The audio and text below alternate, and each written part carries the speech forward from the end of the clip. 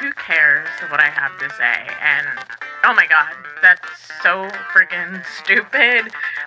All these thoughts run through my mind, whether it's before I'm posting or before I say something in front of my friend group. I'm sure you all relate to just feeling like I'm not that important, and who am I to say anything? And today, I'm going to share some thoughts on that.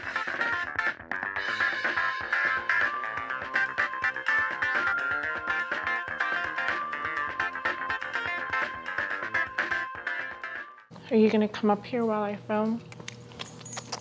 Okay, but you have to be good. Yeah, you can come up. So I had originally intended on filming this when I was getting ready to go onto Ruby Valentine's podcast. I did a podcast for the Digital Muse, and I will have that linked down below. It was a pretty fun time for me. It was the first time in a long time that I've done a podcast, to be honest. And I could tell just like recanting things that I was so in my head, because all I was doing was like looking up and thinking at every single word I said. And not because I was like overthinking, but because I didn't want to forget anything.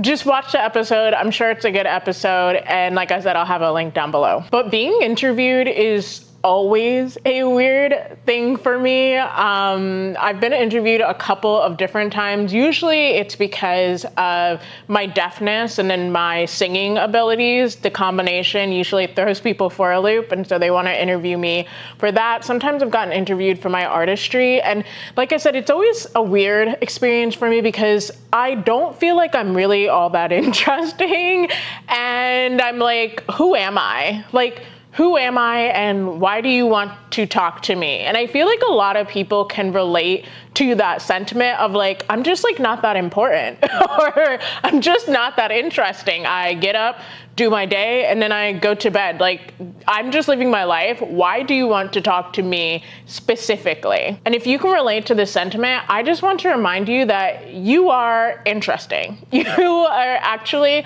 way more interesting than you think you are. I think what happens is we get so used to complaining about certain aspects of our life. We get so used to reintroducing people to aspects of our lives. We get so used to mentally replaying certain aspects of our life that we forget that there's a whole group of people out there that have no idea what you're replaying in your brain. They have not been introduced to you. They have not seen these parts of you before. And as you're like ruminating, as you're living your life, retelling your story over and over again, it's really easy to just kind of forget like your thing is interesting. Like my deafness, to me, I don't think about it 24/7. It is not it's a big part of my life, but it's also not like a forefront thought of my life 24/7. So I almost forget that this is something that, number one, people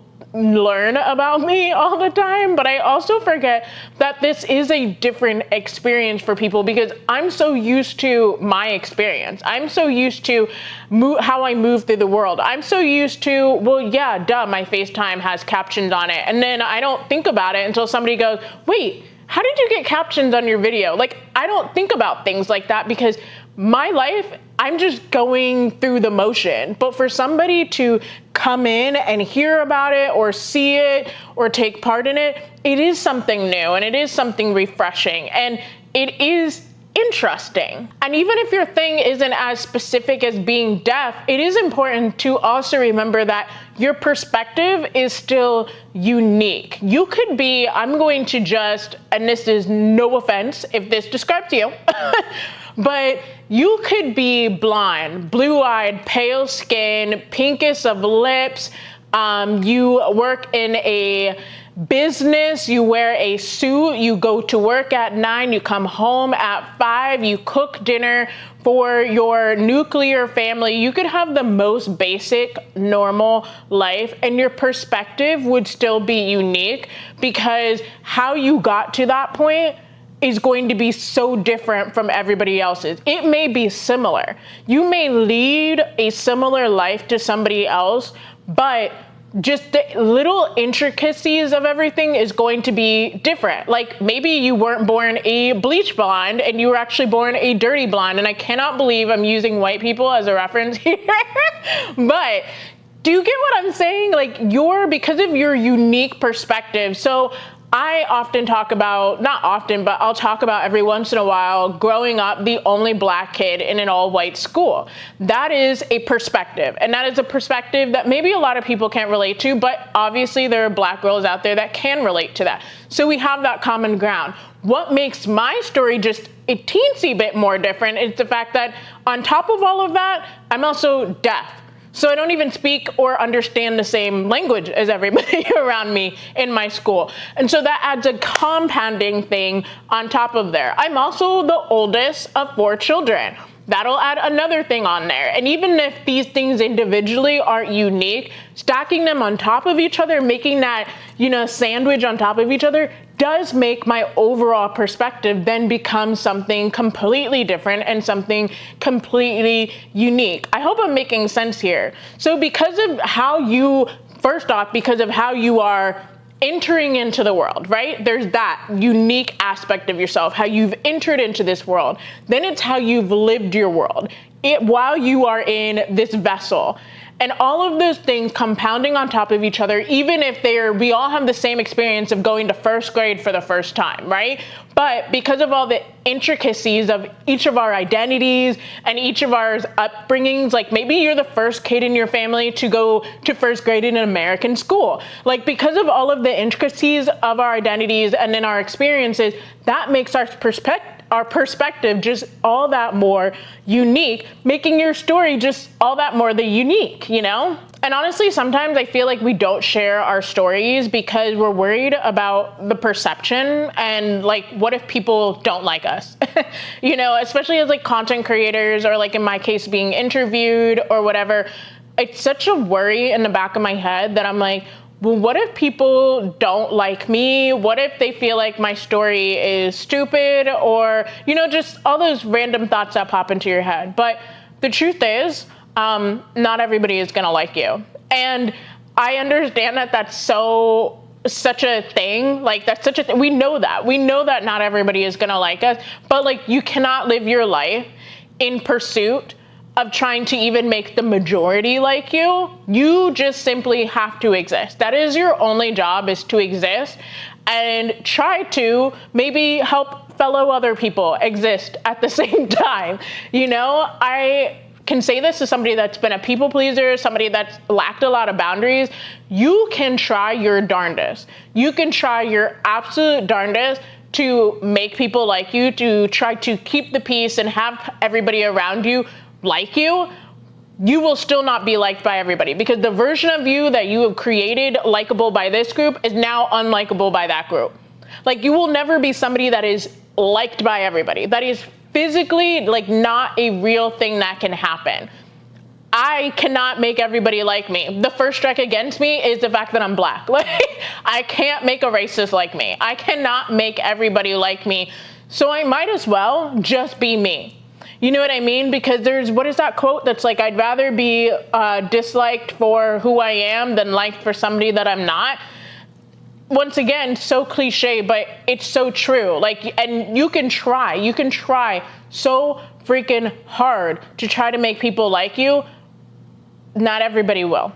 And especially at a time like right now where we are, especially in American politics, it's an act of revolution to tell your story, to solidify, codify your stories on the internet, write them down on paper, tell them word of mouth to other people in a time where literal cultures are being erased, little races and people are being eliminated from history. It is an important time that we make it clear that we were here. And we are here and we're not going away. Like I feel like now more than ever is I'm very distracted by my neighbor out there. I mean, like now more than ever, it is so important that we all get out there and we create community by telling our stories. You can change lives and help others. I made a video about putting captions. It was on my FaceTime, actually. I can't believe I'm bringing this up so many times. I make other content, I swear, but I made a video talking about the captions on my FaceTime, and somebody was literally like, I didn't even know you could do that. Had I not shared my story, had I not just, I was literally just talking. It wasn't even a thing that I had thought about as a point, but somebody had caught that and said, wait a second, I'm deaf too, and this would help me too. Had I not just been jabbing my jaws for no freaking reason, somebody else wouldn't have been able to make that connection with me, and I wouldn't have been able to then share a resource that does inevitably help not just that person, but a community of people that may need this tool. By sharing your story, you are creating community, you're allowing access to resources, you're helping other people not feel as alone. I used to feel so freaking alone as a Black person who was deaf, who grew up all around white hearing people. That compound, like I said, all your perspectives, all your experiences are unique. That compounding sandwich of thing makes my story just a little bit more unique. Until I met my friend Daisy, I'm gonna call her Daisy, and she, while she's not Black, she is Asian, and she told me her experience with the same exact experience as me. We both don't know sign, and we're both around the same age, and we're both models, and we're both beautiful people, and it was so cathartic to meet up with somebody and talk with somebody that has this very specific, unique experience that I have. And that would not have happened, that connection would not have happened had I not just talked, had I not just shared my story, had I not just jabbed my jaws. And so when I'm thinking about, oh my God, I don't have anything interesting to say, I'm not that important, why do you want to talk to me? First off, don't block your blessings, okay? If somebody is coming to talk to you, say yes and, okay? Take the frickin' blessing and do that thing, even if you're just going on there to talk about slugs, okay? Talk your shit about your slugs, okay? No matter what it is, talk. Take an opportunity to share, take an opportunity to talk, because it's so necessary. You're important, your perspective is unique, and who gives a flying fuck if nobody likes it? Because somebody will. Somebody will. We've seen some heinous takes out there, and somebody agrees with it, okay? So I will leave the link to my interview down below. I haven't seen it yet. It's technically not even out yet. I'm really gonna rush and edit this video so it can come out on the same day. Give you a lot of content for this weekend. But I will have that link down below. And until next time, bye.